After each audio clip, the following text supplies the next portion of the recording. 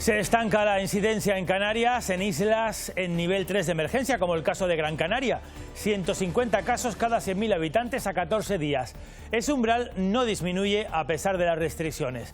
La única solución es vacunar, pero los expertos alertan. Los retrasos en la inmunización pasan su factura, afectan al PIB de Canarias y también al resto de la economía. A pesar de las restricciones de movilidad tan fuertes que hemos sufrido, estamos en 150 estables, no estamos bajando.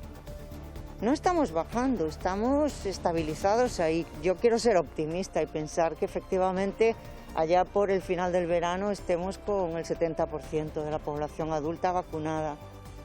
¿Qué tal a todos? Muy buenas tardes. Está costando meter en cintura el virus. Ahora mismo aquí en Canarias hay algo más de 113.000 personas vacunadas, inmunizadas con esa pauta completa de 2 dosis, situación que se espera mejorar en cuanto lleguen más remesas. Pero lo que preocupa también son los brotes que generan cada día más casos. En algunos de ellos, bueno, casi todos son Isabel, evitables. Es el caso, por ejemplo, del brote detectado en Lanzarote, que se originó en un velatorio y que ya afecta a Alberto Fabricio a 19 personas. 19 personas de momento, 2 de las cuales han tenido que ser ingresadas en este hospital Dr. José Molina Orosa. El primer caso positivo vinculado con este brote se detectaba hace unas semanas en la isla de Gran Canaria y se da la circunstancia de que hay otro positivo relacionado con este foco en la isla de Fuerteventura. Y para controlar brotes como ese de Lanzarote es decisiva la labor de ellas y ellos, los rastreadores. En Canarias llevan más de un año trabajando para conseguir acotar los casos y evitar la propagación del virus.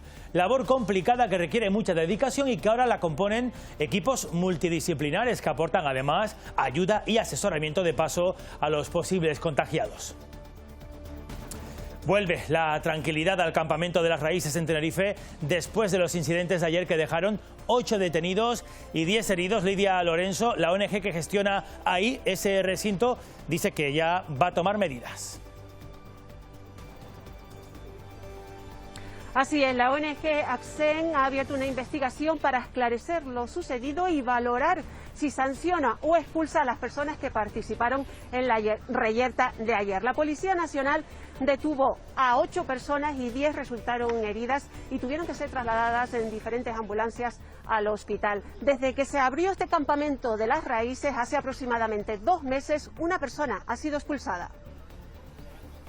Precisamente la Comisión Española de Ayuda al Refugiado ha asegurado hoy que los incidentes de las Raíces son la consecuencia de intentar convertir a Canarias en islas cárceles. La ONG ha presentado hoy su informe sobre migración en las islas, un documento que alerta sobre el bloqueo y la vulneración de derechos fundamentales que sufren los migrantes que llegan al archipiélago. Las Islas Canarias no pueden convertirse en el nuevo escenario de la política de contención migratoria en islas, reteniendo a personas como mecanismo disuasorio, que es lo que es, y promoviendo la deportación como principal o casi única estrategia de gestión migratoria. La campaña estatal Exigimos la Igualdad Trans llega al Parlamento de Canarias. La bandera trans que recorre toda España ha reunido a los colectivos trans y a los grupos parlamentarios. El objetivo es reivindicar el derecho de autodeterminación de las personas trans y su igualdad ante la ley.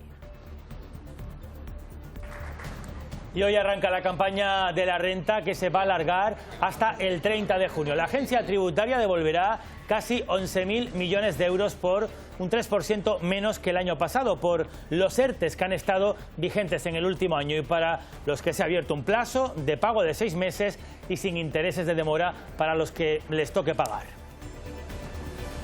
Este miércoles ha continuado el juicio contra un entrenador de baloncesto por un delito continuado de abusos sexuales a una menor de edad. Los psicólogos han dado credibilidad al relato de la víctima, mientras que el acusado ha negado los hechos. Se enfrenta a 10 años de cárcel. Y esta noche Televisión Canaria quiere acercarles una realidad muchas veces olvidada. Noche de Reportero nos va a contar el día a día de los jóvenes canarios que han pasado por centros de menores o están cumpliendo con medidas judiciales. Una situación difícil para ellos y para sus familias. Lo mejor de todo es que la mayoría consigue revertir su realidad. Y el tiempo, llevamos una semana tranquila en lo que al tiempo se refiere. Saila Falcón. Sí, hasta el fin de semana que regrese el viento alisio no hay previsto novedades meteorológicas. De momento seguimos con tiempo estable, poco viento de componente norte flojo. Mañana veremos de nuevo algunas nubes de tipo alto en las islas y bajo ellas volverá a aparecer nubosidad de evolución en zonas del interior. Temperaturas muy agradables y buen estado del mar. Luego les contamos más detalles en el espacio del tiempo.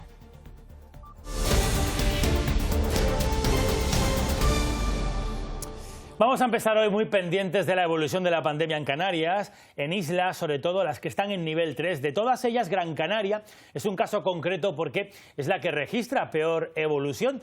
Esta isla lleva desde el 25 de marzo con una incidencia a 14 días que ronda los 150 casos por cada 100.000 habitantes. Isabel, y lo peor, se mantiene ahí. Así es, una tasa que no baja, a pesar de las restricciones. Tenerife, por contra, mejora bastante sus datos con una incidencia de 122 casos por cada 100.000 habitantes en los últimos 14 días. La incidencia acumulada a 14 días en Gran Canaria es preocupante. Y a pesar de las restricciones de movilidad tan fuertes que hemos sufrido, estamos en 150 estables, no estamos bajando. Tenerife, en cambio, sí que ha bajado su incidencia acumulada en 14 días. Yo confío en que Semana Santa no haya sido tan tremenda. Hemos vivido más en el exterior, mientras que en Navidades eran fiestas en los hogares, con convivencia intergeneracional.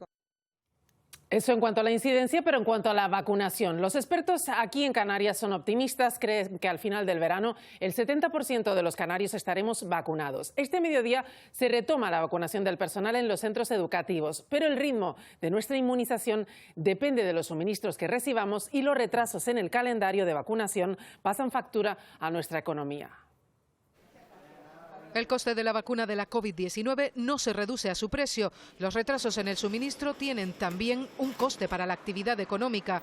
Para que se hagan una idea. En solo un mes de pagar ERTES, digamos en verano, pues se gastó tanto como prácticamente todo el gasto sanitario COVID. Es decir, cuanto antes se llegue a la inmunidad de grupo y a la normalidad económica, más dinero ahorraremos. Si a partir de ahora, como parece que va a ocurrir, se empiezan a recibir regularmente envíos de las 4 vacunas, por el final del verano estemos con el 70% de la población adulta vacunada.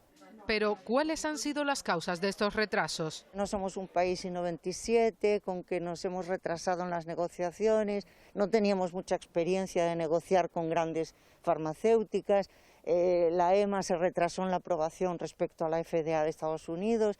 Todo esto unido al optimismo de las farmacéuticas que no contaron con el colapso de los proveedores en un momento en el que la producción se multiplicó exponencialmente. Pues ante esta situación nunca hay que bajar la guardia porque muchos de los brotes que se registran podrían ser fácilmente evitables. Es el caso del que se detectó tras un velatorio en Arrecife, en Lanzarote, un foco que ya ha afectado, Alberto Fabricio, vamos hasta allí, Alberto, al menos a 19 personas. 19 positivos hasta el momento. Ese es el balance de este brote originado en un velatorio en la capital lanzaroteña. La nota más negativa es que ahora mismo hay 2 hombres ingresados en la UCI de este hospital Dr. José Molina Orosa. Un hospital que cuenta con 6 pacientes COVID en la UCI, entre ellos los 2 mencionados y 1 en planta. El primer caso positivo vinculado a este brote se detectó hace unas semanas en la isla de Gran Canaria y también hay otro positivo vinculado a este foco en la isla de Fuerteventura. Desde la Consejería de Sanidad informan que este brote de carácter social familiar podría ampliarse en los próximos días, ya que continúan casos en estudio. Aún así, no es la primera vez que un velatorio produce un brote en Canarias. Por ello, es muy importante que nunca bajemos la guardia. Lo adelantó ayer Pedro Sánchez, el gobierno estatal no prevé prolongar el estado de alarma más allá del 9 de mayo. A partir de esa fecha, las comunidades autónomas podrán seguir tomando medidas, Silvia Mascareño, para limitar la movilidad. Sí, de hecho no está en el orden del día, pero en el Consejo Interterritorial de esta tarde el Gobierno va a recordar a las comunidades autónomas cuál es el escenario que queda una vez que decaiga el estado de alarma. El próximo 9 de mayo les asegurará que una vez que decaiga ese estado de alarma son ellas las que tienen las riendas de gestión de la pandemia y las que tendrán que tomar las medidas para limitar la movilidad, por ejemplo, los cierres perimetrales. Lo que sí está en el orden del día es definir cuándo es obligatorio el uso de la mascarilla en espacios abiertos. Tras la polémica de la semana pasada, el Ministerio de Sanidad da un paso atrás y ahora solo la va a obligar cuando estemos dando paseos por la orilla, no cuando estemos tumbados tomando el sol si mantenemos la distancia de seguridad. Por cierto, que esa reunión de Gobierno y comunidades autónomas se retrasa a última hora de la tarde, pendientes de la decisión de la Agencia Europea del Medicamento respecto a la seguridad de la vacuna de AstraZeneca. El estado de alarma tiene fecha de caducidad.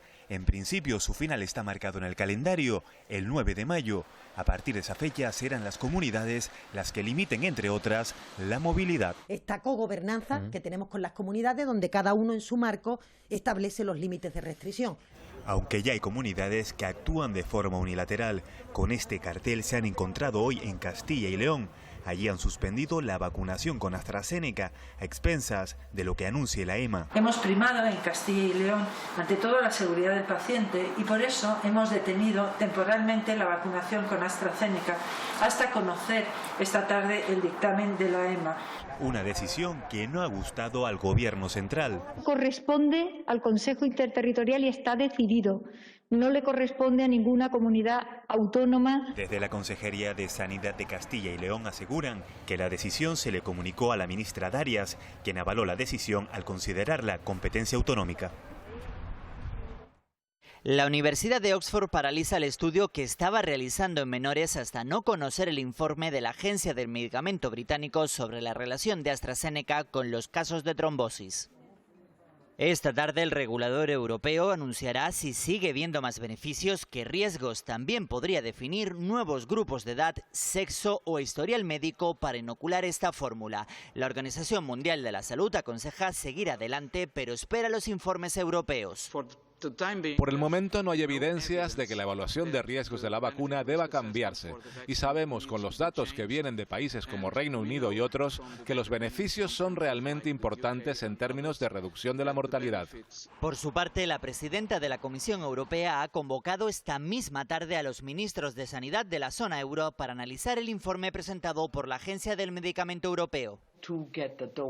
Alemania y Países Bajos han modificado su estrategia de vacunación. El país germano ha suspendido la inmunización con este suero a menores de 65 años. También Castilla y León no inoculará la dosis a los menores de 65 años. Esta polémica ha provocado que el 52% de los españoles no vea segura esta fórmula anglo-sueca. Y mientras, Australia ha solicitado a la Unión Europea que permita la salida de los más de 3 millones de vacunas bloqueadas de AstraZeneca en Italia.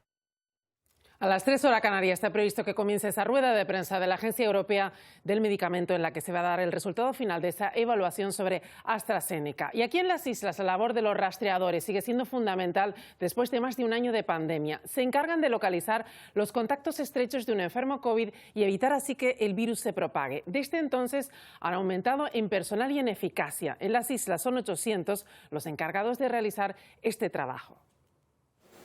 Después de un año de trabajo, la labor del equipo de rastreadores ha mejorado en gestión y organización. El aumento de personal ha sido la clave. Son 800 las personas que se encargan en Canarias de buscar los contactos estrechos de un enfermo de COVID-19. En este centro de Santa Cruz de Tenerife son 70. La mayoría pertenecen a la rama sanitaria, pero también hay trabajadores sociales y militares. Todos aportan su granito de arena. Los médicos gestionan bajas laborales, después los trabajadores sociales realizan labor de trabajo social. Cuando un paciente tiene una vulnerabilidad porque no puede quedarse en su casa, no tiene casa, necesita gestionar alguna otra residencia. La gran parte de los afectados responde bien a las llamadas de rastreo, aunque siempre hay algún negacionista. Que lo de ellos no es coronavirus, que es una gripe y que bueno, que todo esto es un complot y demás. Hemos tenido pacientes así. El protocolo que se sigue cuando se determina un contacto estrecho es la realización de una PCR de inicio, 10 días de aislamiento y si la primera prueba da negativa se realizará otra después del confinamiento. Y a pesar de todo, empiezan a ver la luz al final del túnel los mayores que están ahora mismo en residencias. Hoy nos hemos acercado hasta el centro sociosanitario que está en Echedo, en El Hierro, donde los usuarios ya pueden recibir la visita de sus seres queridos. Este centro sufrió un brote de coronavirus en diciembre del año pasado y el aislamiento dejó huella en los residentes. Juani llega puntual a su cita. 2 veces a la semana le permiten pasar 1 hora con su marido, usuario del Centro Sociosanitario de Chedo. Hola, corazón, ¿cómo estás? La pandemia ha modificado todos los protocolos en las residencias de mayores. Hemos habilitado unas tablets en las que todas las semanas se hacen videollamadas a los familiares. Es una forma de tener contacto y ver a sus familias.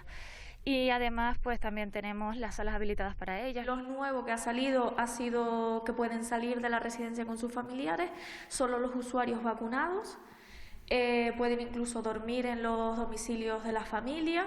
Para las familias ha sido duro. Sobre todo se le nota a él cuando llegas y la alegría que tienen cuando tú entras y te ves y sabes que estás aquí. Pero sobre todo para los que esperan impacientes esas visitas. Sí, claro.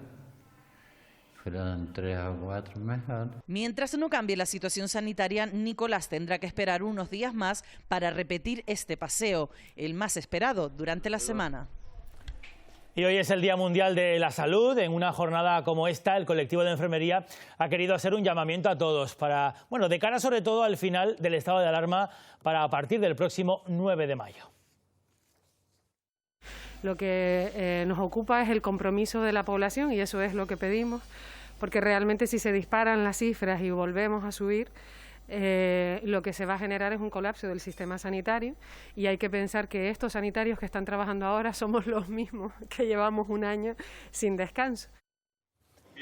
Sanitarios que no solo reclaman prudencia, también mejoras para atender la salud mental del sistema público, las enfermedades crónicas o continuar con su función de educación a la población. Y en ese sentido, el Museo Elder de la Ciencia, que está en Las Palmas de Gran Canaria, tiene mucho que aportar. Ha querido implicarse en esa labor destinando un espacio del centro para esta finalidad.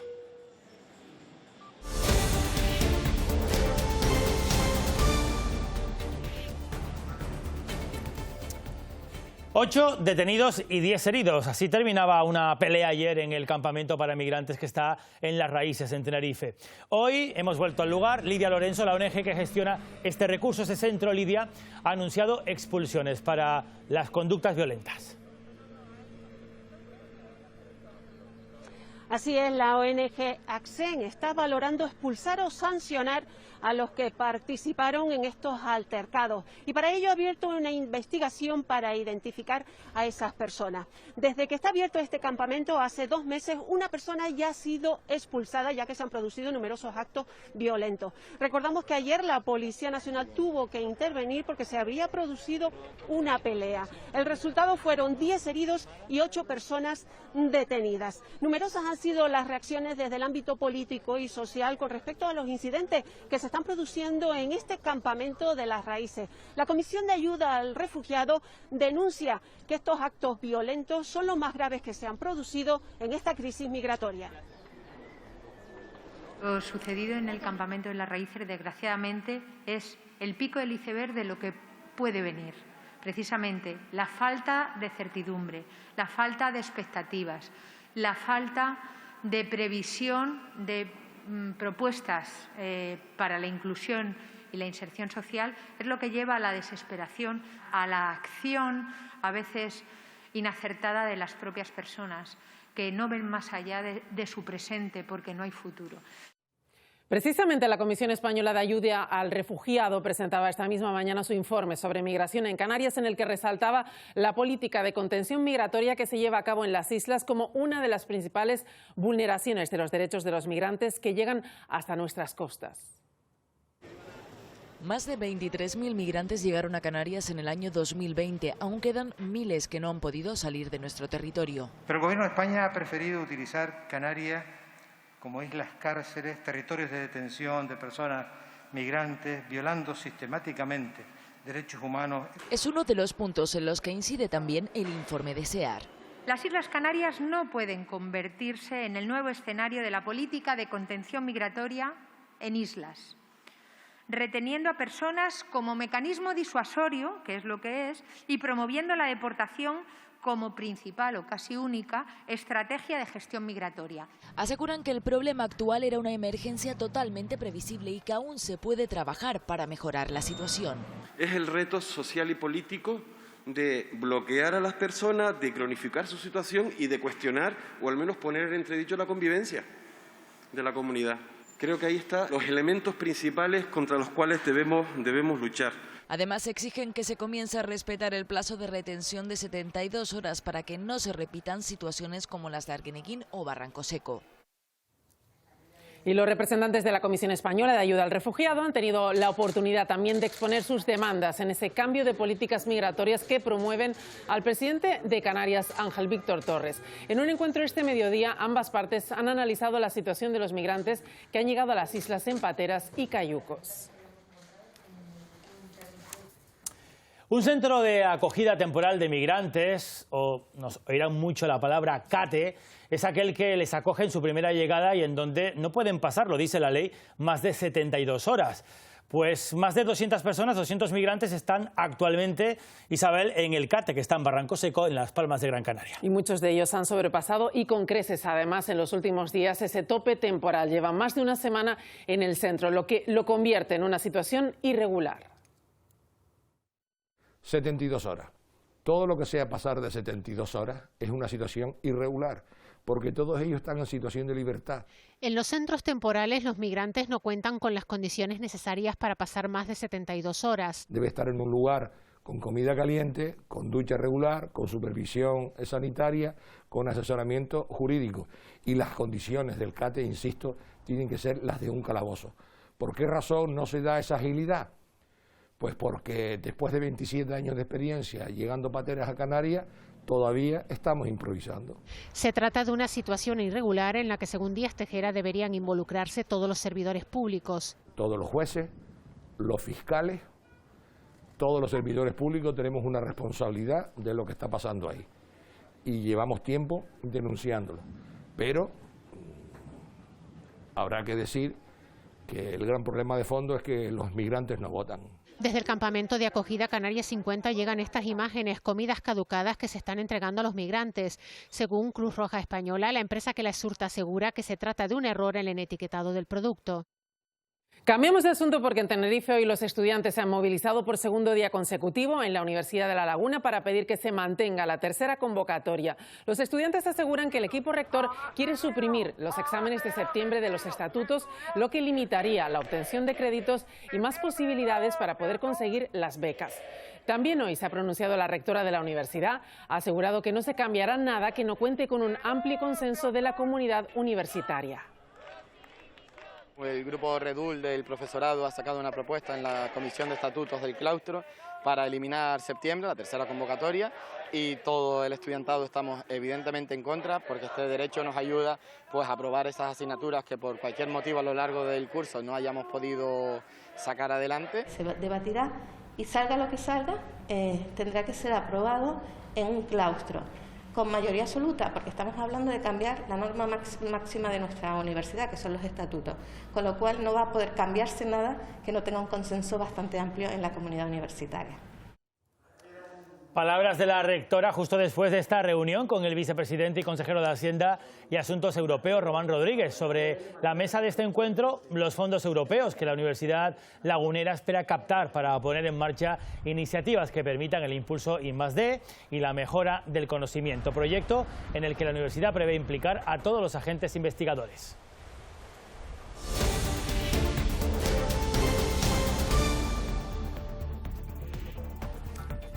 Bueno, ya están las calculadoras en marcha. La campaña de la renta arranca justamente hoy y vamos a tener algo de tiempo, hasta el 30 de junio, para pasar por caja, para pagar o también, que los hay muchos, para cobrar. El caso es que la agencia tributaria prevé devolver pues algo más de 11.000 millones de euros en total. Es un poquito menos que el año pasado, un 3% por el efecto que tienen los ERTE en esta declaración de la renta. Hay contribuyentes bajo ERTE que van a tener que pagar y para los que el Gobierno abre una ventana de plazos hasta de 6 meses sin intereses de demora para devolver a Hacienda. La campaña de la renta viene marcada por la pandemia. De los 21,57 millones de declaraciones, más de 14 serán a devolver y casi 6 a ingresar, lo que supone un 5,7% más que en el ejercicio anterior. La agencia tributaria espera devolver menos e ingresar más, circunstancia motivada por los trabajadores en ERTE que no tuvieron retenciones y ahora deberán liquidar la diferencia. Los contribuyentes en ERTE, no solo los nuevos declarantes, sino cualquier contribuyente que haya estado en situación de ERTE en cualquier momento en el año 2020 puede solicitar un fraccionamiento de la cantidad que le resulte ingresar en 6 meses sin intereses de demora. El calendario tributario se inicia con la campaña a través de Internet este 7 de abril. El 6 de mayo comienza el plazo para las rentas por teléfono y el 2 de junio se hará de forma presencial. Las declaraciones con resultado ingresar con domiciliación bancaria concluirán el 25 de junio y 5 días más tarde finalizará la campaña. Un arranque online que ha transcurrido a buen ritmo y sin incidencias. 442.000 contribuyentes han presentado ya su declaración. Y el presidente de Canarias, Ángel Víctor Torres, y la consejera de Economía, Elena Mañez, se han reunido con los secretarios generales en las islas de Comisiones Obreras y UGT. Solicitan que los 1.144 millones de euros que el Gobierno de España ha destinado a Canarias se fiscalicen y se gestionen bien, ya que en el archipiélago actualmente hay 87.000 trabajadores en ERTES en las islas, pero ha habido picos de hasta 230.000 canarios en esta situación laboral. Apuntan que muchos de ellos se encuentran en riesgo de exclusión social porque trabajan 4 horas diarias y cobran poco menos de 500 euros. Nosotros le hemos pedido que exista pues una ayuda o una subvención a todos aquellos trabajadores que la condición de ERTE pues los ha llevado a unas condiciones económicas en precario. Que muchos de estos trabajadores y trabajadoras que están en ERTE estén perdiendo mes a mes un poder adquisitivo importante, sobre el 30%. En La Palma, las obras de la carretera del sur van a agilizar su ritmo para que puedan terminar a finales de 2022. Lo ha confirmado el consejero de Obras Públicas justo hoy, Sebastián Franquis, después de un encuentro celebrado con la Corporación Insular, eso para analizar el convenio de carreteras con la isla. Uno de los temas que han estado sobre esa mesa, la recién adjudicada carretera de Tijarafe. Franquis anunció la creación de una comisión en la que participen Cabildo y también Ayuntamiento con el objetivo de garantizar transparencia en la ejecución de ese proyecto. Esta vía va a obligar a expropiar varias viviendas para su trazado. El Ejecutivo trabaja para que sean las menos posibles. El objetivo es que estas viviendas no se vayan a afectar de forma inmediata, pero no tenemos tiempo para poder hablar con tranquilidad con los afectados y llegar, en algunos casos, a los acuerdos que haya que llegar. Si finalmente vemos que hay algunas viviendas que puedan estar afectadas, y que el objetivo del Cabildo, como del Gobierno, y estoy convencido que también del Ayuntamiento, que esa obra se pueda desarrollar porque es una demanda histórica de la isla de La Palma. Y en Fuerteventura el Cabildo ha mostrado su apoyo a los trabajadores del Hotel Oliva Beach de Corralejo en su lucha contra el bloqueo del proyecto de reforma del complejo turístico. De él dependen unas 400 familias. Por eso solicitan al Estado buscar una solución y que actúe de manera urgente. A pesar del anuncio de que Canarias va a asumir la gestión y la ordenación de costas, la Corporación Insular asegura que este desbloqueo es un proceso independiente a ese traspaso de competencias. Creemos que la decisión que tiene que tomar el Estado es independiente del proceso de transferencia, que es autorizar la rehabilitación. Vemos que no hay inconveniente jurídico para que se dé viabilidad a esa licencia. Se ha atendido el requerimiento que hacía la Dirección General de Costas y creemos que lo que procede es culminar ese procedimiento. Y después de muchos años de espera, la regeneración de la costa de Fasnia en Tenerife va a ser pronto una realidad. Los embates del mar han provocado desprendimientos en una parte de ese paseo, obligando al cierre. El Ayuntamiento ha presentado un proyecto completo para regenerar esta parte costera. La Dirección General de Costas está de acuerdo con ello, según hemos sabido. Hoy el alcalde de Fasnia, también el presidente del Cabildo tinerfeño, acompañado de responsables de costas, visitaban esa zona para comprobar el estado actual. El proyecto ese que teníamos planteado era habilitar un acceso por el frente de estos apartamentos, la playa en esta zona donde está actualmente la piscina y a continuación, por ahí, en aquello que vemos al fondo, una bóveda, un túnel que permita el acceso y la accesibilidad también de lo que es la playa antigua de Los Roques, ¿no? Y en esa visita, el presidente del Cabildo de Tenerife ha anunciado que Priscila de León, actual secretaria general del PSOE en Fasnia, y la siguiente en la lista va a ser la nueva consejera de Turismo, un cargo que por el momento va a asumir hasta que tome posesión él mismo. Pedro Martín. Me ha dicho que está a disposición del partido y que al estar en la siguiente en la lista, pues estaría encantada de poder incorporarse al gobierno del Cabildo. En el momento, una vez que él no continúe, todo lo que tenga que ver con los ámbitos turísticos lo voy a asumir directamente yo, hasta la remodelación que tenga que hacer del gobierno, que espero que sea en las próximas semanas. No abandonamos Tenerife porque el Ayuntamiento de Santa Cruz de Tenerife ha celebrado un pleno extraordinario para dar cumplimiento al auto del Juzgado de Instrucción número 6 en el que se suspende de forma cautelar la expulsión de Evelyn Alonso de Ciudadanos. De esta forma va a dejar de ser concejal no adscrita y va a entrar a formar parte del grupo mixto donde se encuentra también la edil de la formación naranja Matilde Zambudio. Una situación que se retoma al pasado 30 de julio de 2020, cuando Evelyn Alonso decidió apoyar la moción de censura que pondría fin al mandato de la socialista Patricia Hernández y que supuso la vuelta a la alcaldía del nacionalista José Manuel Bermúdez. Nunca he sido tránsfuga, nunca he sido una adscrita. A mí nunca se me fue notificado de forma fehaciente ni dado ninguna orden de no pactar con el Gobierno de coalición y el Partido Popular. Y bueno, ha sido la justicia al final que me ha dado la razón. Yo nunca he dejado de ser de Ciudadanos y nunca he dejado de trabajar como siempre ha hecho Ciudadanos. La ortodoxia de momento seguimos igual, de momento. El Ayuntamiento de Las Palmas de Gran Canaria va a incorporar 15 nuevos agentes a la unidad de participación de la policía local. Este nuevo servicio de cercanía que se puso en marcha en diciembre, de hecho, dispone actualmente de 3 efectivos. En lo que va de año han realizado más de 360 intervenciones en una treintena de barrios de toda la capital Gran Canaria para dar respuesta a conflictos que en su mayoría están muy relacionados con la tenencia responsable y irresponsable de animales o el menudeo de drogas, también vandalismo o la señalización de tráfico. Lo que antes llamábamos la policía de barrios, pues la hemos llevado a otra dimensión en un trabajo que llevamos realizando desde hace 4 meses de manera experimental y que queremos ahora reforzar. En el juicio por la muerte a hachazos del abogado y poeta Rafael Hernández, hoy declaraban los policías que se hicieron cargo del caso en su día.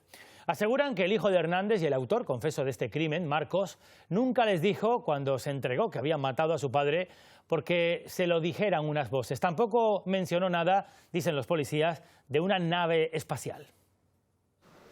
Los policías que acudieron a la vivienda en octubre de 2018 en la calle Italia tras la llamada al 112 en la que Marcos confesaba que había matado a su padre, responden ante una misma pregunta formulada por el fiscal. ¿Le dijo que empezó a dar hachazos al padre porque oía voces? No, dijo, me obligaron las voces, fueron los demonios. No. ¿No le hizo referencia a que le había obligado, por ejemplo, unas voces o que eran unos extraterrestres? No. También coincidieron en que Marcos confesó lo ocurrido con una llamativa frialdad. Aquella noche de octubre llegaría a su casa en torno a las 10:30. Y observando que su madre estaba fallecida en el domicilio.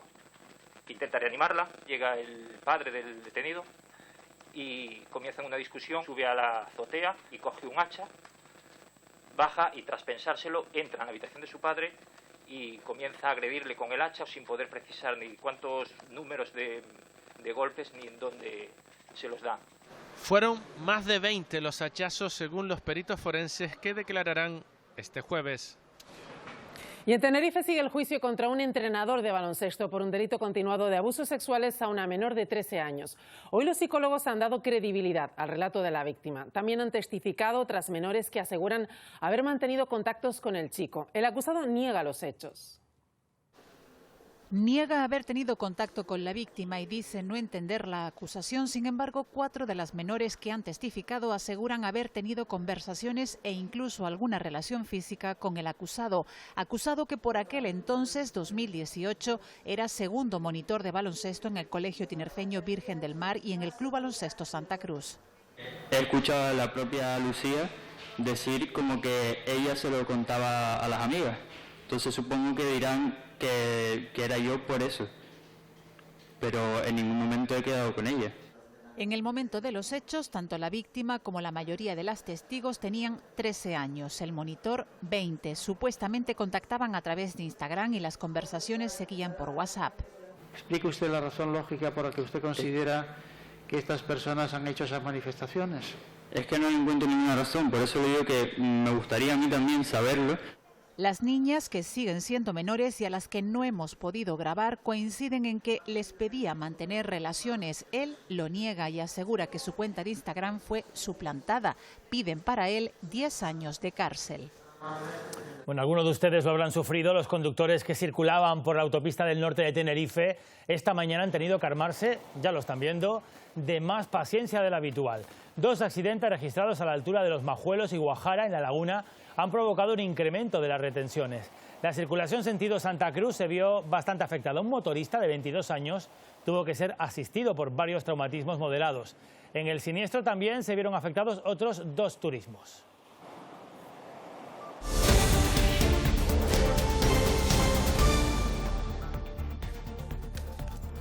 Tres y 5 de la tarde, Sanidad acaba de actualizar los datos de la pandemia en Canarias. Vamos con María Mendoza.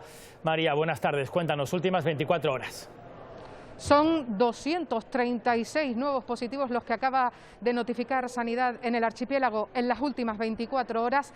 Gran Canaria registra 113 nuevos casos, Tenerife 111, un ligero aumento con respecto a la media de los últimos días. Fuerteventura 9, Lanzarote y La Palma han notificado un nuevo caso, al igual que El Hierro, que ya deja de ser una isla libre de COVID, y la única isla que no ha sumado ningún nuevo positivo en las últimas 24 horas es La Gomera, y ya van 6 días consecutivos. Aumentan, eso sí, los ingresos hospitalarios, pero preocupan especialmente las 83 personas ingresadas en unidades de cuidados intensivos.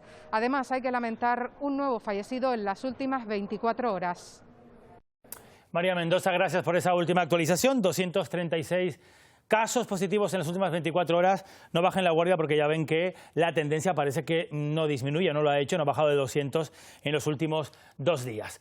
Vamos con otra cosa, porque el Parlamento de Canarias continúa trabajando en la visibilización de los derechos de los colectivos LGTBI, muy especialmente enfocados en las personas trans. Sí, la Cámara Regional ha invitado justamente a varias asociaciones a realizar un acto reivindicativo con el despliegue de una gran bandera que va a visitar posteriormente todo el archipiélago. Recién llegada de la isla de La Palma, esta gran bandera con los colores del colectivo trans aterriza en el Parlamento de Canarias para ser desplegada en un acto institucional apoyado por todos los grupos y personificado en las asociaciones, que acuden con un mensaje de urgencia. Si no avanzamos en derechos, el retroceso hoy, donde se están aumentando los discursos de odio, será terrible. Una reivindicación con múltiples líneas de visualización, incluida la del derecho de los menores a transitar hacia su sexo sentido. La identidad no se elige. Yo tengo la suerte de ser madre de un menor. David hoy cuenta con 11 años, nos acompaña en la sala. Arrancó con 5 su tránsito, y es importante que entendamos que la autodeterminación, ¿quiénes somos cada uno de nosotros es algo propio. La tela reivindicativa de más de 7 metros de longitud pasará también este miércoles por el Cabildo de Tenerife para dirigirse luego a Gran Canaria, Fuerteventura y Lanzarote, desde donde dará el salto a toda la geografía nacional. Y para conocer más sobre el impulso a la futura ley canaria trans e intersex, hoy ha comparecido por primera vez en la historia del Parlamento en una comisión el director general de Diversidad, cargo de nueva creación en esta legislatura y responsable de elaborar una hoja de ruta con 131 iniciativas relevantes que se han consensuado en sintonía con 18 asociaciones LGTBI para la elaboración del texto legislativo. Pretendemos que sea un empuje, una toma de conciencia, un despertar de la conciencia de todas las administraciones para que aquellas que no han desarrollado políticas en materia LGTBI sepan que se puede hacer y que hay mucha tarea por realizar, y además un trabajo de comunicación entre el Gobierno de Canarias y aquellas administraciones públicas que quieren desarrollar tareas. En materia de dependencia, la consejera del área ha dicho que la incorporación de los 101 nuevos trabajadores va a contribuir a agilizar las valoraciones y ese trámite para el reconocimiento de esta condición.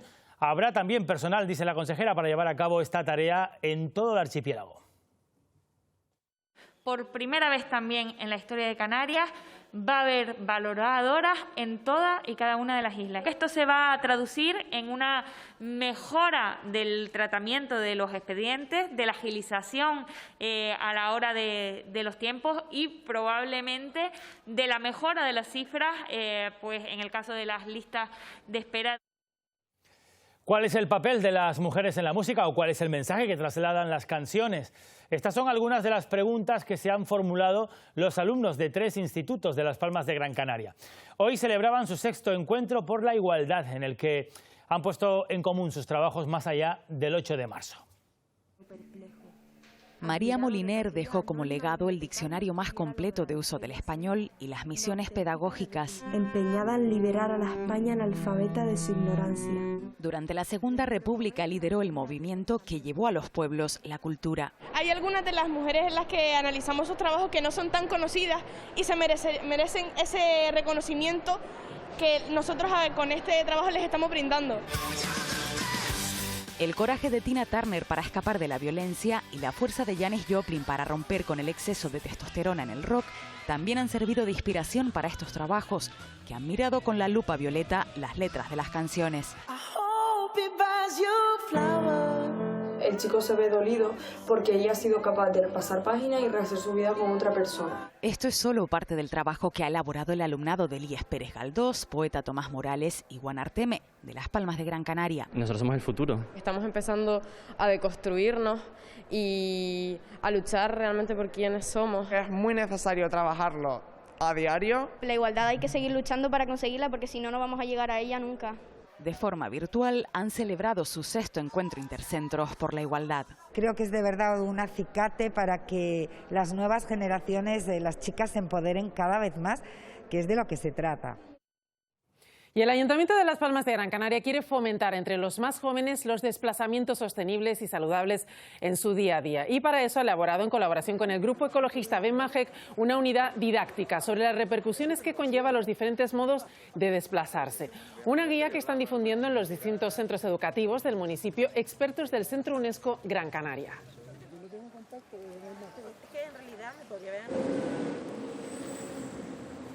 Y esta noche el programa Noche de Reporteros muestra la realidad que afrontan muchos jóvenes en Canarias. Chicas y chicos que han pasado por centros de menores o que están actualmente cumpliendo medidas judiciales. Es un asunto del que no se suele hablar habitualmente. En el reportaje Frágiles se muestra el camino que recorren desde que cometen un delito y son requeridos por la Fiscalía y los juzgados hasta que cumplen las medidas judiciales, sin olvidar qué hacen cuando salen o qué les empuja a cometer los delitos. A través de las vivencias de Wina, el reportaje Frágiles muestra la realidad de muchos jóvenes de Canarias que cumplen o han cumplido medidas judiciales. Madre, claro, optó por denunciarme porque ya no podía más. Me pusieron las esposas y vino a buscarme la Guardia Civil. El reportaje refleja cómo es el camino desde que son detenidos o requeridos por la Fiscalía hasta que tienen el juicio y son enviados a los centros de internamiento educativo para menores. La mayoría solo comete un delito. O sea, el 80% de los infractores penales solo cometen un presunto delito o un delito cuando es juzgado ya en una ocasión y no vuelven a reincidir y no cometen delito. Y luego hay otro grupo que podría ser en torno a un 15 o un 20% que son infractores reincidentes. Muchos han vivido bajo una serie de factores que han jugado un papel fundamental a la hora de delinquir. Mi padre no me inculcó los valores que hay que inculcar, sino me enseñó a robar, a esta casa te ocupa. Yo lo hacía por necesidad, porque yo, ¿sabes?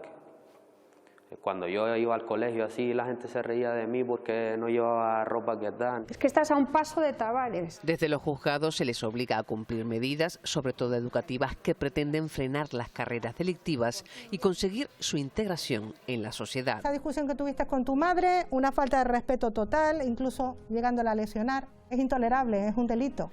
A pesar de las dificultades, la mayoría consigue salir adelante sin volver a delinquir. Ina, ¿tú qué? Venga. Bueno, estábamos muy pendientes de esta rueda de prensa que está ofreciendo en este momento sobre la vacuna AstraZeneca, la Agencia Europea del Medicamento, porque se van a dar a conocer las conclusiones de la última evaluación que se ha hecho de esta vacuna. Vamos a ver qué se ha dicho, porque continúa, insistimos, esa imagen en directo, lo que sabemos hasta este momento. María Mendoza, lo que ha dicho la directora de la Agencia Europea. Cuéntanos. Acaba de conocerse esa decisión de la Agencia Europea del Medicamento tras varias semanas estudiando la seguridad de la vacuna de AstraZeneca. Ha concluido que existe un posible vínculo entre la vacunación con este fármaco y los casos de tromboembolismos que hemos ido conociendo a lo largo de estas semanas. Considera, eso sí, la EMA que los beneficios de esta vacuna son mayores que los riesgos, continúan siendo mayores que los riesgos, pero que deben incluirse estos casos de coágulos de sangre como efectos secundarios inusuales de la vacuna. Tras esta decisión, esta tarde se reunirán también los ministros de Sanidad de la Unión Europea para tomar una decisión sobre la vacunación con AstraZeneca, que se lleva inoculando desde finales de enero. Gracias, María. Estaremos muy pendientes de esa reunión de los ministros de Sanidad de los 27. Y de nuevo aquí en las Islas, revés para los seguidores del Festival Sonidos Líquidos, que se celebra en La Jeria, en Lanzarote. La intención de los organizadores era celebrarlo el 4 y el 5 de junio, pero al final las circunstancias les han obligado a aplazarlo. Así lo han anunciado a través de sus redes sociales hace tan solo unas horas. Argumentan que las distintas restricciones de aforo, los cambios en los niveles y las variaciones en la normativa para viajar suponen toda una incertidumbre constante que les impide trabajar de manera segura. Todos aquellos asistentes que tuvieran una entrada comprada pueden seguir conservándola o solicitar la devolución a partir del 4 de junio. Bueno, y tiempo ahora para repasar un adelanto rápido de la crónica deportiva. Nos preguntamos a esta hora del día si quedan todavía esperanzas de ascenso para Las Palmas y Tenerife, Armando. A esa pregunta ha respondido hoy Eric Curbelo, jugador de Las Palmas. Ha sido contundente en su afirmación, pero no desvelaremos cuál ha sido. Si afirmativa o negativa, lo contaremos, eso sí, en los deportes. En el Club Deportivo Tenerife, una curiosidad. Se enfrenta el viernes al Sporting. Bueno, pues el Tenerife, en sus 10 últimos partidos jugados en ese día maldito en viernes, solamente ha ganado 2, ha perdido 8. Pero ¿con quién ha ganado esos 2 partidos que sí que ha ganado?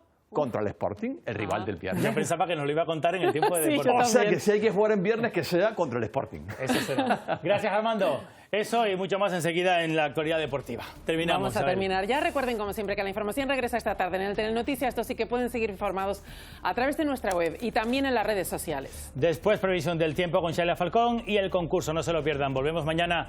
Muy buenas tardes. Adiós.